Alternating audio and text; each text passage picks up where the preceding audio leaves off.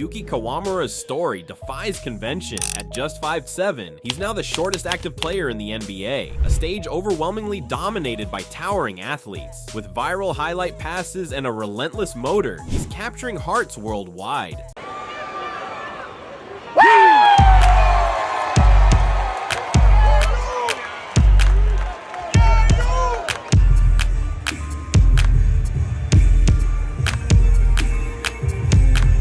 Fans marvel at how someone often a foot shorter than opponents can command the court, but can such dazzling flair outweigh physical constraints at basketball's highest level? Before we leap into the story of Yuki, we want to shout out that our Hoopy Hype store is now open. Snag hoodies, tees, and mugs that represent your passion for hoops. Check the link in the description or tap View Products. Every purchase will help and support our channel. From early on, Yuki showcased skill and leadership traits rarely seen in players his age, and certainly rare for someone standing well under 6 feet.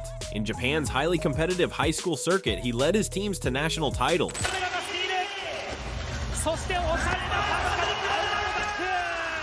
orchestrating fast-paced offenses and picking apart defenses with ease.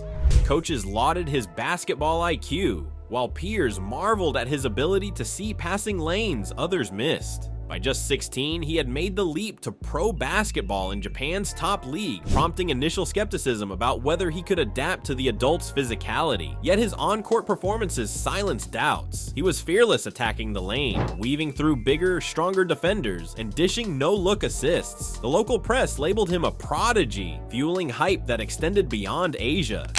And the relationship stretch. It's way past the parquet. Wow.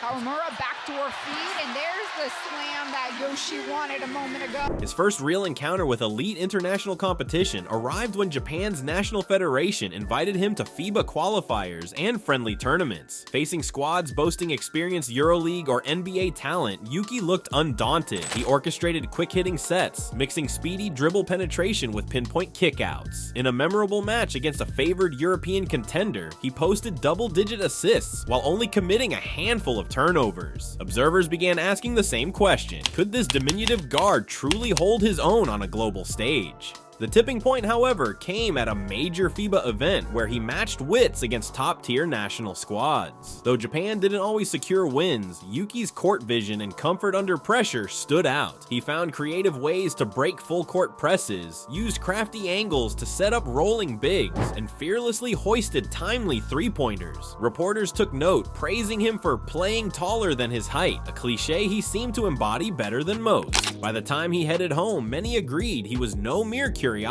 He was a bona fide floor general, an engine that gave Japan a fighting chance in every game. Leading up to the Paris Olympics, Yuki Kawamura was already Japan's emerging star, but few beyond FIBA diehards anticipated what he'd accomplish on that colossal stage. Placed in a punishing group with established basketball powers, Japan was widely regarded as a long shot, yet the smallest guard in the tournament became their biggest spark. In an early match against a European giant, Yuki's team found themselves trailing, hammered by size mismatches and methodical half-court sets. But rather than wilting, Yuki took charge. He pushed the tempo, breaking the press with swift behind-the-back maneuvers or threading needle passes between defenders. The crowd buzzed in shock as he darted past far taller guards. Even more impressive was his clutch gene. Late in the fourth quarter, with Japan down single digits, Yuki drilled back-to-back threes, then orchestrated a perfect pick-and-roll sequence for an and-one layup. Media outlets hailed it as one of the day's most exhilarating comebacks, even if Japan narrowly fell short at the buzzer. A subsequent showdown with another powerhouse only cemented his reputation. Each time the opposition threatened to pull away, Yuki answered with crisp passing or a surprising burst to the rim. The audience, including NBA players in attendance, marveled that a guard overshadowed physically could single-handedly shift momentum. Even though Japan's overall record in that tournament remained modest, Yuki's performance had turned heads. Long range, great rotation in the A by Watanabe. There it is underneath the basket. Wow. Analysts dissected tape of his fearless approach, confident step-back jumpers, feathery floaters in the lane, and advanced pick-and-roll reads that left opposing big men spinning in confusion. In one pivotal victory, Japan's first-ever triumph against a heavily favored European side, Yuki poured in double-digit assists, deftly balancing scoring and playmaking. Post-game interviews effused praise for his breakout moment, those 15 or so minutes of the final quarter in which he scored or assisted on nearly every possession gave rise to highlight compilations across social media platforms.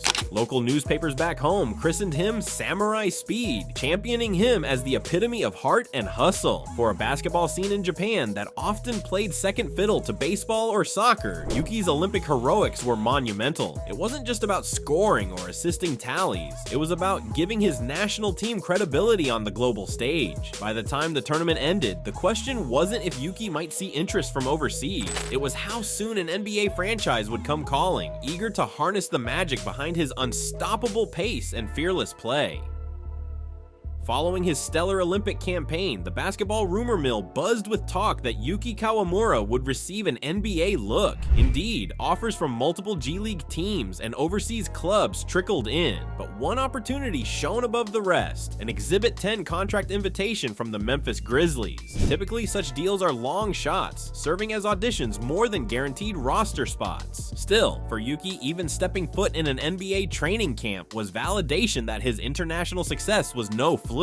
Fans greeted the news with mixed reactions. Some cynics deemed it a marketing stunt, insinuating the Grizzlies were tapping into the lucrative Asian fan base or replicating nostalgic hype reminiscent of Muggsy Bogues or Spud Webb. Others saw genuine intrigue. Memphis, known for uncovering unexpected gems, might have recognized how Yuki's gift for passing could complement their guard-heavy lineup. The team was already stacked with talents like Ja Morant and Desmond Bane, but Yuki offered a distinctly different style of orchestrating the offense. Preseason arrived, and in limited minutes, he lit up the floor with an infectious tempo. Whether zipping baseline bounce passes to open cutters or delivering pinpoint lobs over unsuspecting defenders, each possession showcased his advanced feel for the game. The arena's reaction told the story. Roars of excitement for a player whose height made him an underdog among giants, but whose flair more than compensated for his stature. Social media accounts run by Memphis fans championed him as a potential second-unit spark plug.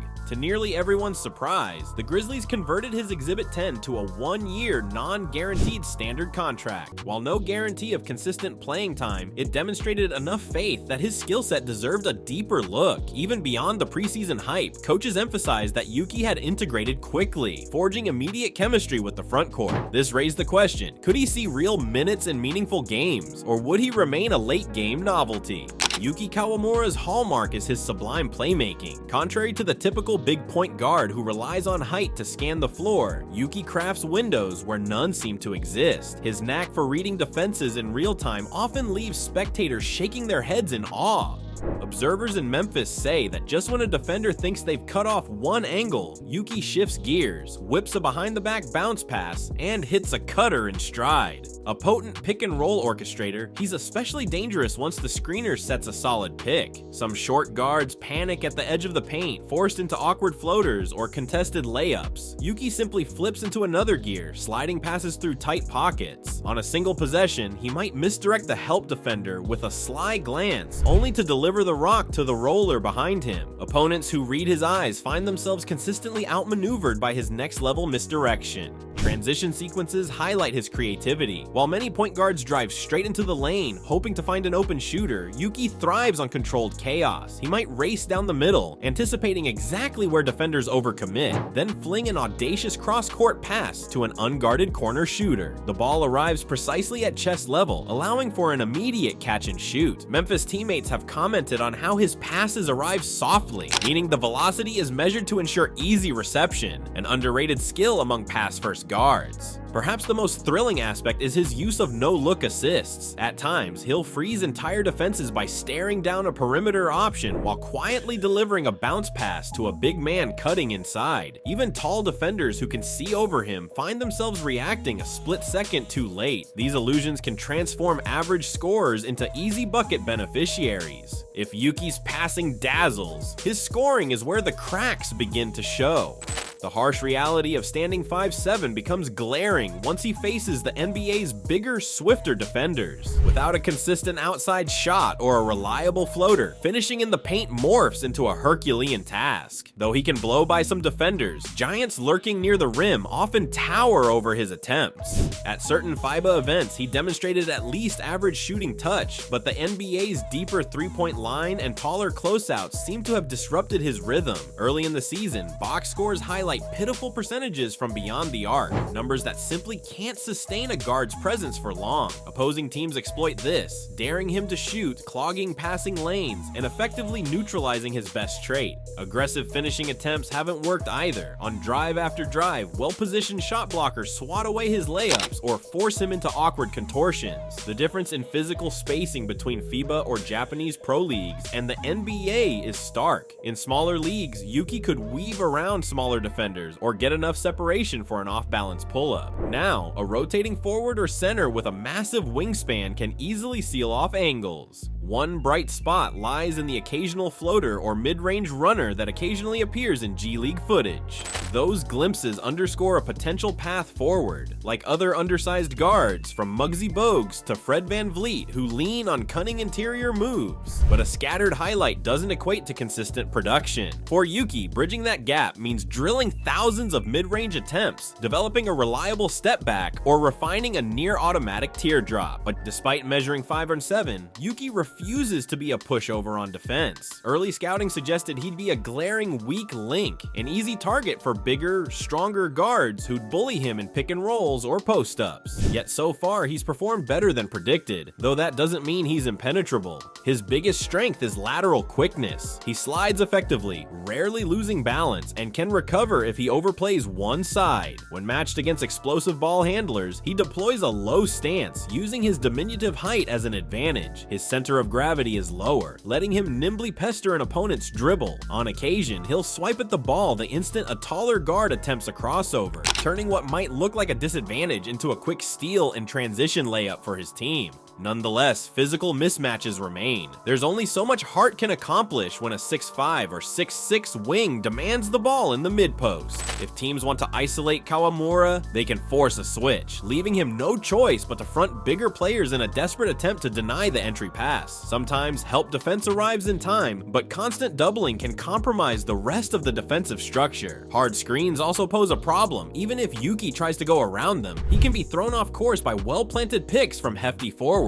Still, the Grizzlies coaching staff often notes that his persistent hustle sets a positive tone. While many short guards give half-hearted defensive efforts, Yuki channels an underdog spirit, fighting for rebounds he has no business contesting. That scramble has earned him a measure of respect from teammates. When Yuki Kawamura steps into G League action, it's as though he transforms into a puppet master in total command. At that level, he can orchestrate pick and rolls with near impunity, dishing out double-digit assists while swirling around slower defenders. His synergy with big men stands out. They relish his slick passes that often land softly right at the rim. Stat lines of 15 points and 11 assists, or even the occasional near triple-double highlight how unstoppable he can be once he finds a groove. The G League, however, differs from the NBA in key ways. The defensive intensity is high, but the physical disparities are less dramatic. The average G League forward, while athletic, might not be as tall or strong as an established NBA rotation player. Shooters may be a half step slower to close out. That environment allows Yuki to exploit angles he can't always find in the NBA. So while he racks up gaudy assist numbers there, the question remains, how much does that success truly translate? Playing time is another factor. In the G League, Yuki often receives a robust share of minutes, sometimes 20 or 30 a night, letting him develop a rhythm. In Memphis, his role is drastically different. If he appears, it's typically in garbage time or for quick cameo stretches, never guaranteeing the continuity a point guard thrives on. The small sample size can warp both shooting percentages and assist tallies. Any missed shot or turnover looks magnified. Meanwhile, the synergy he develops with G League teammates can't fully replicate the speed and length found on an NBA floor. This dual existence, G League demigod, NBA understudy poses a psychological test as well. Kawamura must adapt to a role that flips from central orchestrator to niche contributor overnight. If he maintains confidence and gradually polishes his scoring, he might someday carve out real minutes with the Grizzlies or another team in need of a pass-first spark, or he might settle into an extended loop of splitting time between Memphis and its affiliate, shining in lower pressure settings but stumbling against the NBA's formidable defenses.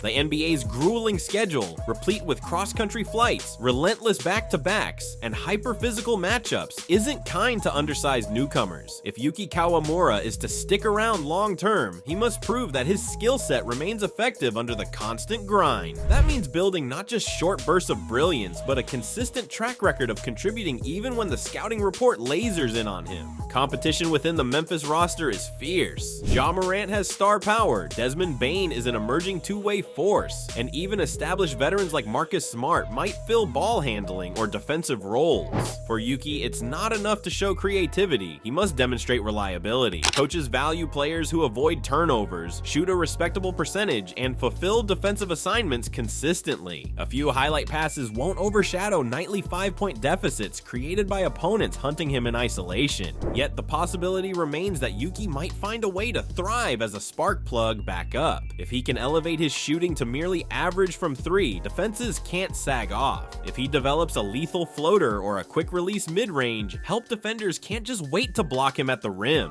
Coupled with his passing wizardry, that might carve out 10 to 15 minutes a game. Over time, with enough strong showings, he could push for a bigger role. Alternatively, if the uphill climb in Memphis proves too steep, he might pivot to overseas stardom. EuroLeague teams often celebrate craft over pure athletic metrics. A short guard with surgical passing and a fervent fan base might fit snugly in Europe. Returning to Japan, where he's already a household name, could yield a legendary domestic career. That scenario, though, would feel like an acceptance that the NBA mountain was too high.